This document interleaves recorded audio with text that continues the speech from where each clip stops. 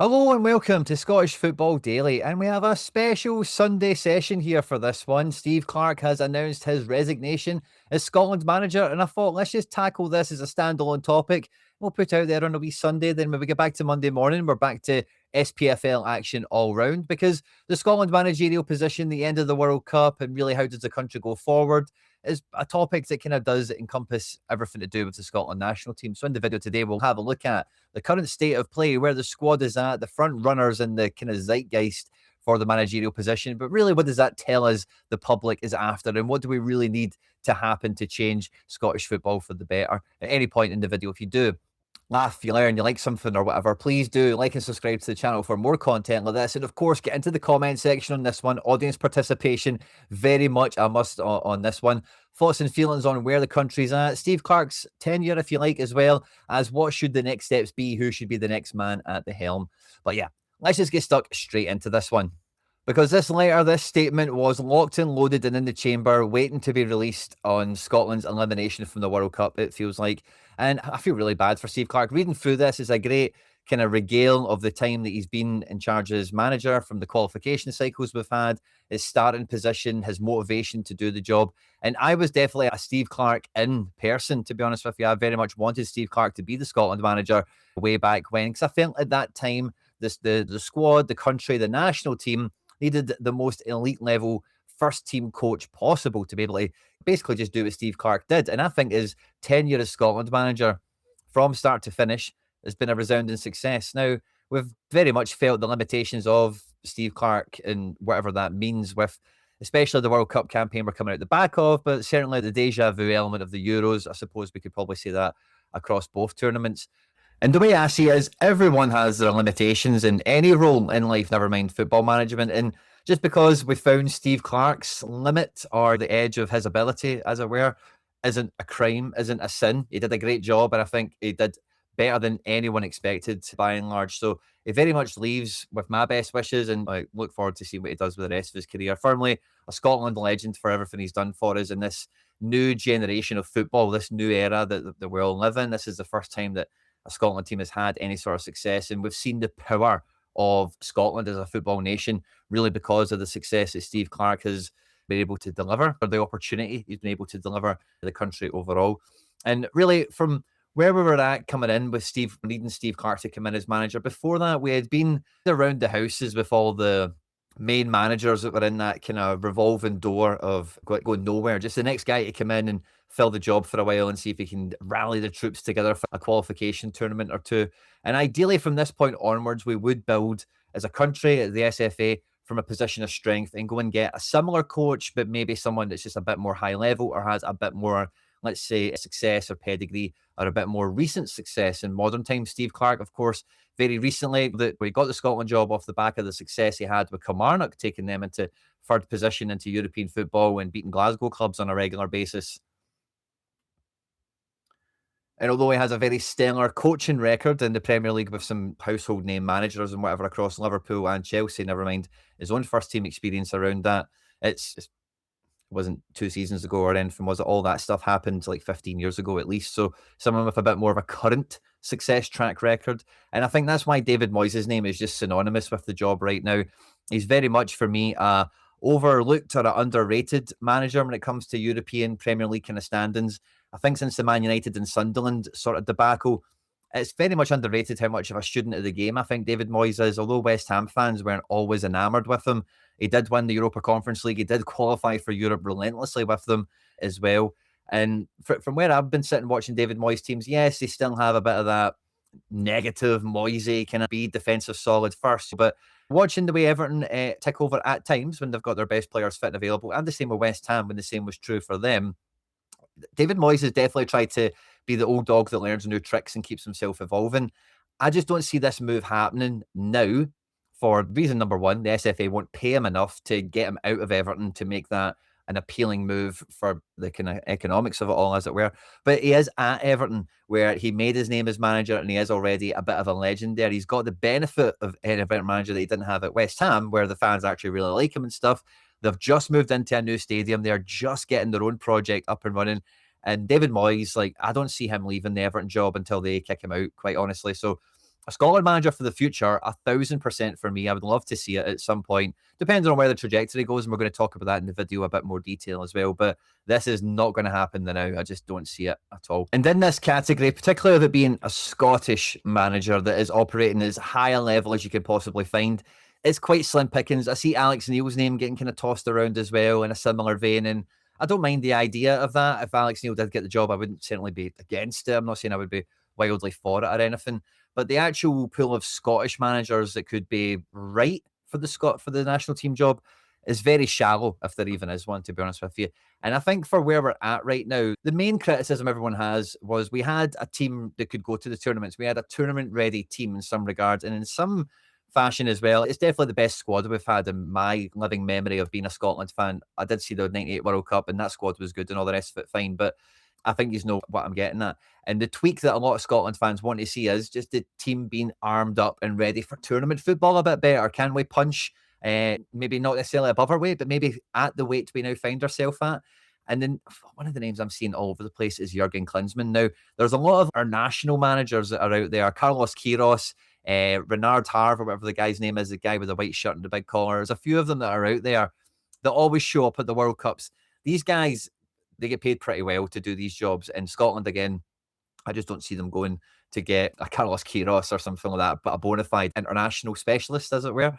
But Jurgen Klinsmann's name is coming up, and I feel like a big reason for that is the recent interview he did with The Overlap. Now, in that interview, if you've seen it, he speaks really well. He is a modern day legend, one of the best strikers of the 90s and so on and so forth.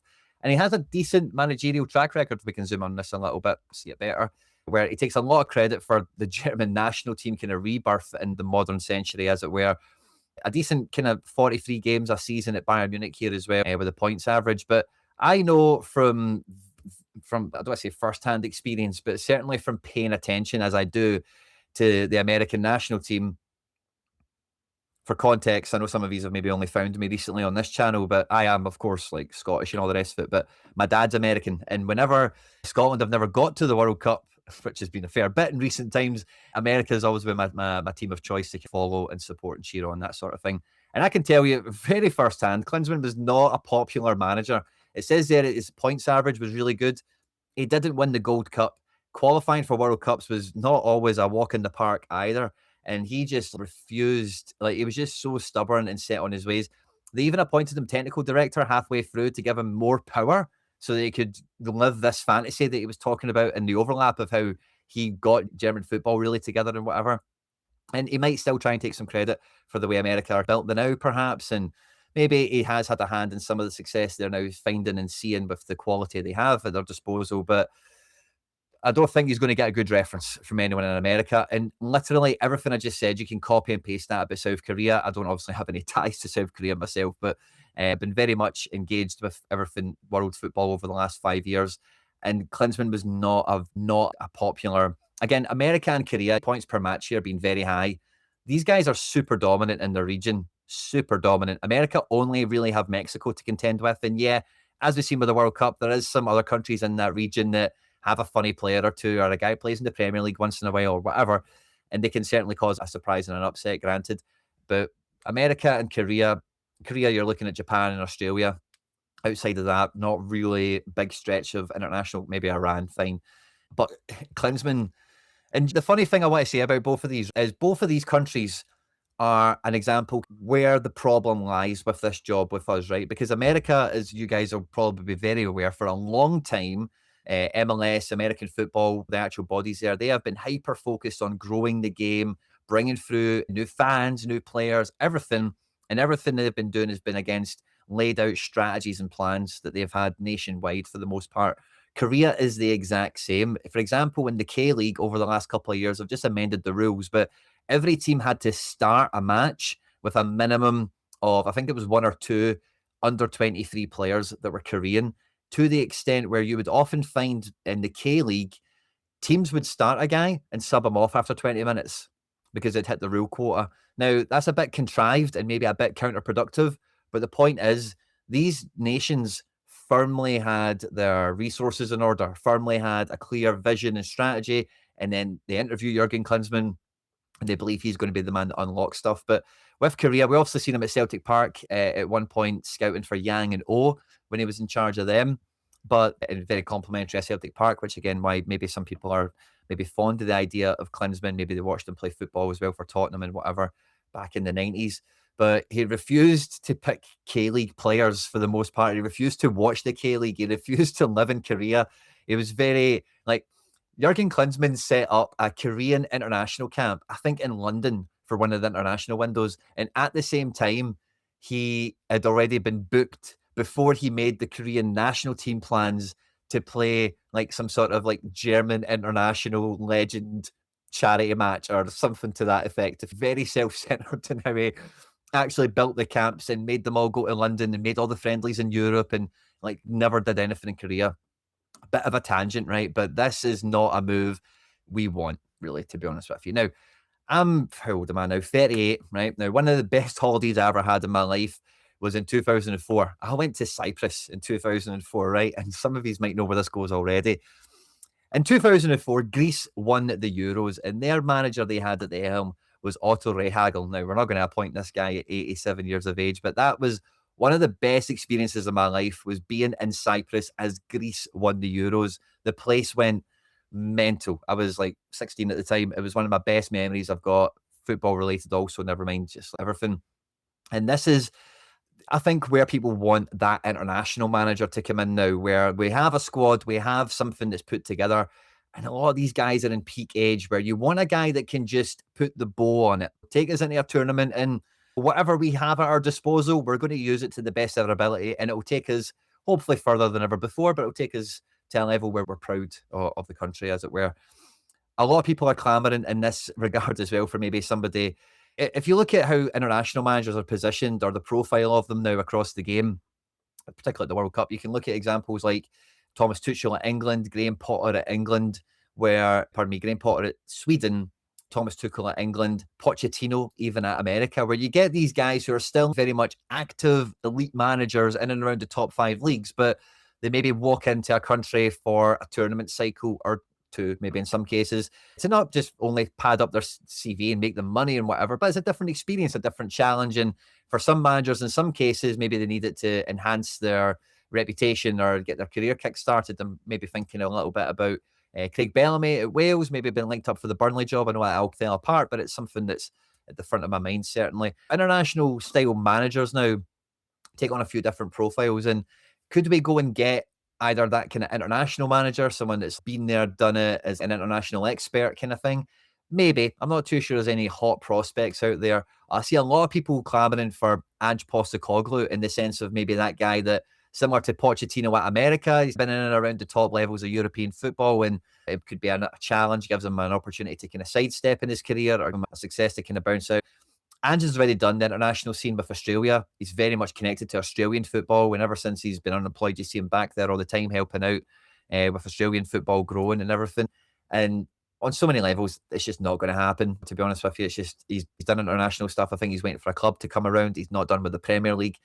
If anything, looking at that, not quite failed Premier League or elite level type manager, but the ones that are like in a rut or at a kind of little block that would also suit international management and could also suit Scotland. I like the idea of someone like a Thomas Frank, because the next international window we're about to come into is the very first Arsene Wenger international window. And what does that mean? It means in September through October, all football in Europe and probably around the world, if I'm right, is going to stop. And we're all going to get together and do international qualifiers for a month. So the next time Scotland get together, we need another guy that can be a coach, that can come in and at least steady the ship throughout these Nations League B matches that we have, but also maybe have the ability to bring through some younger players, because as we'll come to look at the squad in a minute, but the squad, for where we're really at right now, this is a big appointment.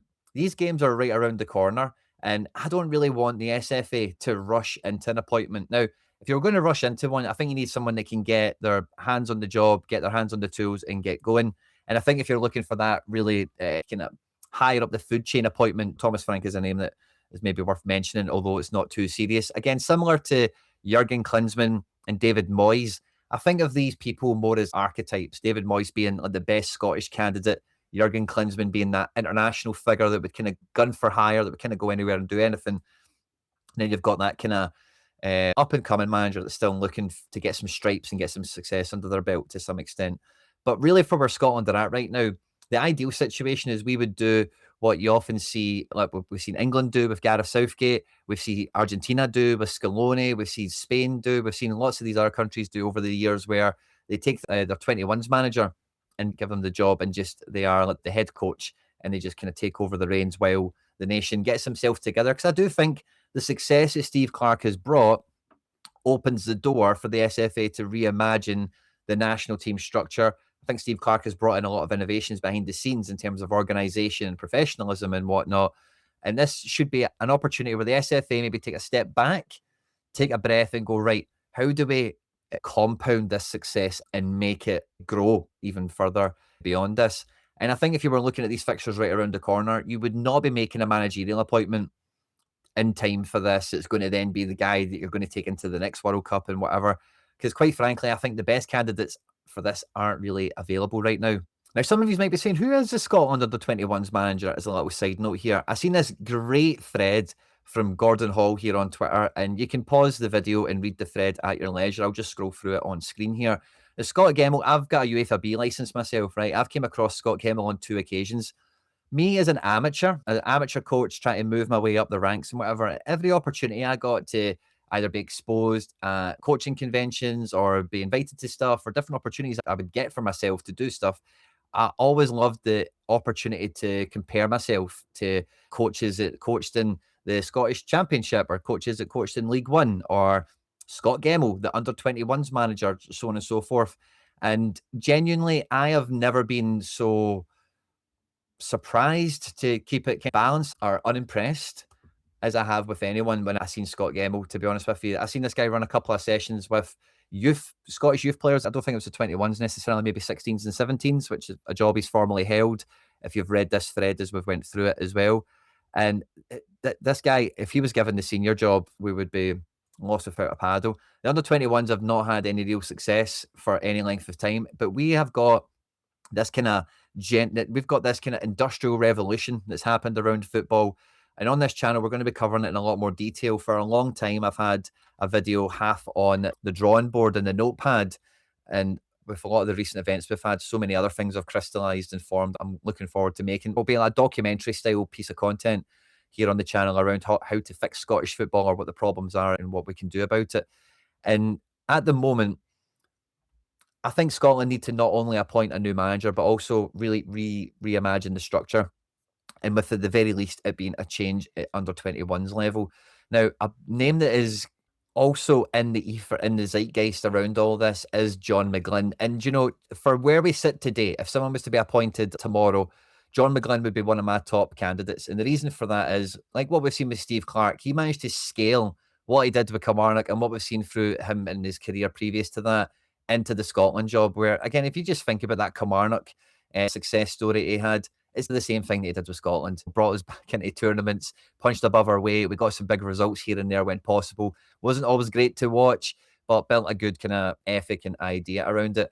And John McGlynn has played attractive attacking football, has punched above his weight, has made the most of the resources available to him, and took Falkirk all the way through the Scottish football pyramid, essentially. And he has very much proven that he can get a squad of players to play a style of football and be effective at it. And I think the Scotland team right now maybe just needs somebody a little bit like that. I personally, though, if John McGlynn was to be given this job, I would want it to be much more closer to being like a director of football style thing, where those coaching principles and practices, and a kind of similar to what I mentioned, Steve Clarke has had some credit for behind the scenes for the modernisation and the professionalisation of what the senior team do. Someone like McGlynn could maybe come in and revolutionise our coaching structure and our pathway of bringing players through the ranks and into the first team, and coaches as well, because one of the most powerful natural resources in world football that Scotland have an abundance of is high quality, ambitious, forward thinking coaches. We really do. And I've got coaching experience myself, like I mentioned, and I genuinely, there's great coaches everywhere, like everywhere. I've so regularly see amazing coaches throughout my time that I'm like, wow, that guy's actually really knows his stuff and is really good at doing whatever it is that they're doing at any given time. way more so than you see these coaches, maybe like a reference with Scott Gemmil, that you get really, you're like, wow, that's it, under 21s manager. Like, I remember watching this session thinking, I could put a better session on than that. And it doesn't mean you could automatically qualify as being good enough to be a manager or anything, but it gave me a lot of confidence in a way of, oh, I'm maybe going in the right direction, and I may be doing something. And the coaching structure needs to challenge players a lot more, has to engage them. And for as much as the SFA has the ability to influence the level of talent that comes through, because the SFA has limited scope and limited capability, but the one thing it should really be demanding upon is those youth internationals. Like I kind of mentioned earlier, what we need to now is that kind of Gareth Southgate element, I think, of a guy that can just almost be that in-house guy that moves up from 21s, and I know we don't actually have that candidate, but can move up and then just has that that experience already of some youth international tournament success. And England national team, from Gareth Southgate in particular, and a lot of their players that you're seeing now, they have really focused on that in the last 20 years. In the last 10 years, they've had lots of success from it. And that's the kind of angle I think Scotland should be looking at now. Is the one thing we were really missing, if you strip back Steve Clarke and all the rest of it, is we don't have any tournament experience. John McGinn's won the Europa League and Lewis Ferguson won the Coppa Italia. If you want to think about that, fine. But the Scotland team, there's no success of. We just looked at Scott Gemmil. Can we look at that again? We have not qualified for anything in forever at youth level. And this is very valuable experience. So needs to be a kind of tandem approach from where I'm sitting. Because like I say, round the corner, we've got this Nations League little set of fixtures. And then the next tournament we have on the horizon is the Euros itself. And there's two positions to look at with the squad, okay? If we jump on to the actual squad that made the World Cup, missing from this is Billy Gilmore. Maybe you would want to think about somebody like Ollie Burke, Ollie McBurney perhaps as well, maybe Ryan Porteous. There's a few kind of other players that are in the frame that didn't make the squad. Very few of these players are actually in their 30s. So this kind of prime generation, this peak age generation that we have right now, is going to get one more rodeo at Euro 2028, I suppose it will be. And Nations League offers its own kind of roots of success and glory in its own right. So a lot of these guys will get another bite at the cherry, will get another crack at the whip of showing some sort of tournament success to Scotland. So, like I say, these Nations League fixtures, such a small. I really don't want an appointment to come in place in time for that. If it was John McGlynn, fine, I really don't mind that. One other thing I would want to float in is because this is the squad that we find ourselves in now, and if we are going to go down, the reason I don't want to say this is who I want to be Scotland manager is because we really don't know what the strategy will be in-house. We know what we can say. I'd like the strategy to be, but if they're only going to pay so much money, there's only so certain amount. I just don't think the right thing is in front of us right now. If you were to look at this squad and think about going into Nations League fixtures right around the corner, I think the defensive mishaps that we had to one side, the team qualified. And as Steve Clarke pointed out, despite this being an expanded World Cup, we won our group. We won our group. We qualified 100% off the back of success and achievement. There was no backdoor entries or any charitable ways into the tournament for this. But the one thing we were missing is a wee bit of gusto, a wee bit of belief. And with some of the player comments we had after the game, maybe a wee bit of that translation from what the players think they need to then get the instruction from the dugout. I would even be against like some sort of former player taking the reins for the next international window or two to give the SFA real time to really reformat and really rethink where they're going at. And just to use a name just for the sake of an example, like we've used already throughout the video, but maybe like a Darren Fletcher or something, like a guy that is like a pretty well recognized Scottish icon in many regards. Is maybe a bit closer connected to modern comings and goings of football with the experience he's already had in his post-playing career. But can just be that kind of, again, Argentina with Scaloni, we don't really have the 21s guy that can do that job, but do we have a guy that's not in the building right now that can fill that void, be the kind of Gareth Southgate element, as it were, just make the players be a wee bit better? I wouldn't be against that. Because where the big problem and where the big focus needs to be, and I'm trying my best to, I know there's a lot of little tangents, but all of this does wrap in together because this is the squad that went to the World Cup, right? Now, when we get to the next World Cup, the maximum age of a player in this current squad that we have is 33, is Grant Hanley. Or Craig Gordon's 42, we'll forget that. But Grant Hanley's 33. If we were to go to the next World Cup and think about who is going to be 33 or younger, this would be the squad. So we lose a few players, not as many as you'd maybe think, but this is the current squad that we have at the next World Cup, who would be 33 or younger. A lot of guys still on the front line, just clinging on by the skin of their teeth, similarly in defence as well. This is the squad for the next World Cup if we look at everyone who would be 31 and under. And it leaves us with very little indeed. Now, Curtis has actually just swung off to the side here. We'll bring him back in. This is the current World Cup squad that went, that would be 31 or younger by the next World Cup. So there's a lot of people out there that are really worried about the next generation of the national team. And I understand why, because when you look at the current squad and you fast forward to the next World Cup, there's very few of them that will be in situ, that will be in the picture. Now, don't get me wrong, a few of those guys that were like 33, I'm sure one or two of them will still be in the picture. Maybe it's McTominay, maybe it's, I don't know, it could be one of the strikers like Adams or something. It could be any one of them. But for the most part, these will be the guys that will be there available at the next World Cup, which means there's a big focus on developing the nation, developing the national team, and moving us on from this lovely base, this lovely foundation that Steve Clarke has given us, where by the next World Cup, we can improve and we can kick on. And if we were to look at players that are going to be still 31 or under, that are maybe young players that haven't quite broken through, maybe some of them have made a big career move recently. Some of them will just be the more prominent Scottish players that we're all familiar with and we've seen around. This is the sort of talent pool that we would be looking at for the next World Cup. And there's a few names in here that are interesting that I want to talk about for a minute. And again, they highlight some of the stuff that I'm trying to really get to the bottom line of in this video, which is I don't want an immediate appointment, and I want a bit more of a longer scope of a view on the managerial position. Some of these names you'll be very familiar with in terms of like still like guys like Hickey, Max Johnson, Patterson, and whatnot. Connor Allen, Luke Graham, the boys at Falkirk this year all looked really good. And centre back wise, I don't think we've got an abundance of prospects coming through. Stephen Welsh has moved to the Championship. Liam Morrison went to the Bayern Munich Academy, but is now at Aberdeen, if memory serves me right. Was at Queen's Park Rangers for a minute. We have this guy Bowett, who I'd never heard of before, but has under 21 caps for Scotland, 7 of them in total, and has been playing in the Championship for Portsmouth. He's had some other first team experience. He's a left-footed centre back. And there's going to be names like this that crop up between now and the next World Cup that will become in the team. So I'm not saying that these are the only players that we have coming through. I'm sure there's going to be many more that do come through that we've never heard of, but there is a lot that you would expect to be there. Elliot Watt would be 29, maybe under a new manager. He could come in. Obviously, Fletcher's very young. Ferguson, Lennon, Miller, Andy Irvine, the West Ham player who's been in a few squads now at Sparta Prague. Josh Mulligan, who's 22 at this point. Tommy Conway as well, still making his way through his career with a few injuries here and there.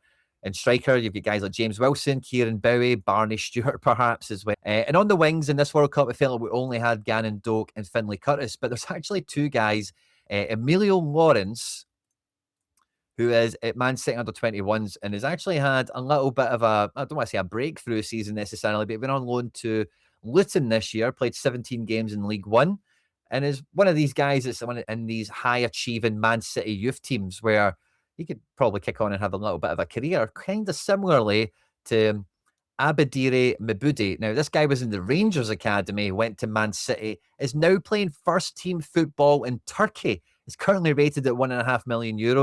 And he's scoring goals. So this guy he was in the Man City stuff, went on loan to Belgium and whatever.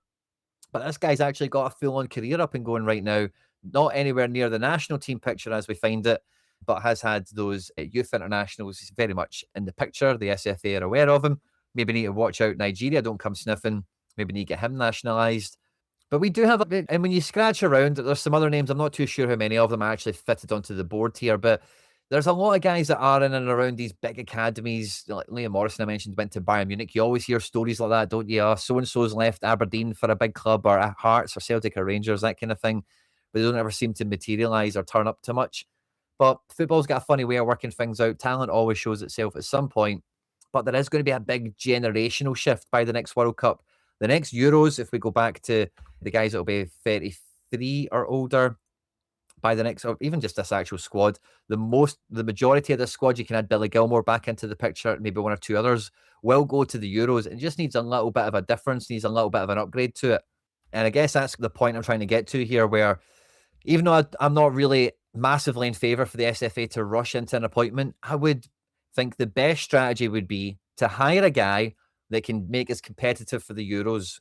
But we also then hire someone to come in as director of football or as an under 21s coach that can really help this transition that we're going to need through Nations League, pre Euros, post Euros, that kind of time. Once we get into 2027, 2028, where these guys at peak age will be dropping off, and we will need to start capping and bringing through some of the next generation where the next manager's a one cycle guy. And then after that, we've maybe then got a national protocol or established kind of strategy of how we're producing coaches, managers, and manicuring and finessing the senior team, as it were. Because we are in a nice position of strength right now. And for the first time, the SFA have really got a lot of eyes on them and a lot of pressure to do the right thing. Scotland have earned a lot of money this summer, more money than they have this millennium, thanks to participation in the World Cup, and reinvestment in Scottish football and coaches and development pipeline stuff is very much going to be of paramount importance. But the SFA have got to be hyper incentivized to build upon the good work that Steve Clarke has done here and make sure as a nation, as the SFA, as a footballing body, that as we move through these next kind of generations of players coming and going through the national team and looking to get caps, that it is as seamless as possible, where you're getting in the next coach that can just pick up where the last one left off. We have a kind of, doesn't need to be a clear style of play, like, oh, we're all about this one way of playing football, but we've got some wingers maybe coming around now, but generally speaking, we don't really have many wingers. But generally speaking, we are scratching around for strikers. So we do need to have a really strong identity that's built on solid defence and a hard-working midfield. Just to put some principles out there, just some things that we do need to double down on here. Because even as your McTominays and your McGinns and all the rest of it move out, guys like Ferguson, Gilmore, Lennon, Miller, even maybe somebody like a Josh Mulligan or somebody like that, you can imagine them filling in those voids. They can pick up the mantle, pick up the torch, as it were, from the last one and move on. So for me, this is a massive crossroads for the SFA. This next appointment will really tell you where their head is at and really where the ambition level is at. We're not expecting us to turn into Japan and have a 100-year strategy for winning the World Cup or something like this. But I would expect the SFA to at least take a longer view now. We've had Steve Clarke for the last 6 or 7 years, whatever it's been in total. We need a nice handover period where someone can come in, work with this squad, move it on a little bit, but then underneath that, they've also got this succession plan up and going where, again, just to use a random name for the sake of it, but you bring in your Thomas Frank type person that can maybe just get them to play attacking football, wants to pad his CV up for a couple of years before moving on. And then you bring in somebody like a Darren Fletcher or something like that as your under 21s manager. And then you've got that. And he doesn't even necessarily need to be the stepping stone into the first team manager, but you've just got a bit more of a total, you've got much more of a 360 approach to the structure of the pipeline from 21s into the first team. Ideally, you would have that 21s guy step up, but it doesn't need to be. There needs to be hunger. There needs to be ambition to qualify for international tournaments at all age groups, but especially at under 21 level, where if we look at the under 21 squad, they're now like, there is a good, like Kieran Slicker is in the mix. He's also had some senior caps. There's a lot of guys at the Scottish clubs, of course, but we have a lot of guys in the under 21 scene and in youth development that are at some of the big academies down south, like Wolves, Blackburn here we see, Tottenham. Of James Wilson, obviously, it was only a loan thing, wasn't it? But Man City, as we mentioned, with some of these other guys. And there's no reason we shouldn't be qualifying for tournaments at youth level now. Absolutely no reason at all. And if we've got some of these guys having had a good under 21s Euros by the next World Cup, it then I think just gives us a bit more of a chance to be a bit more ambitious and adventurous with certain players. The big thing we're really missing in here, maybe Lennon Miller's the main hope for it, but we just really are missing something in the number 10 position. We just don't really have creative midfielders these days, do we? I know guys have filled in that spot. McGinn, McTominay, Christie have all been effective at moments, but excuse me, it is something we do struggle to produce. And I think the next coaching appointment needs to focus on enhancing what we've got here already, but the SFA needs to also have that longer view on it. We should be making the next managerial appointment someone that makes the team competitive at Euro 20, and we should be looking to future-proof the national team into the next World Cup. I'm looking forward to catching your thoughts and feelings down below on screen, and now some other stuff that I've made that YouTube thinks you might enjoy. We'll be back all this week with daily Scottish football content, talking about the latest comings and goings with transfer developments, as well as all the other drama that is about to ensue or unfold.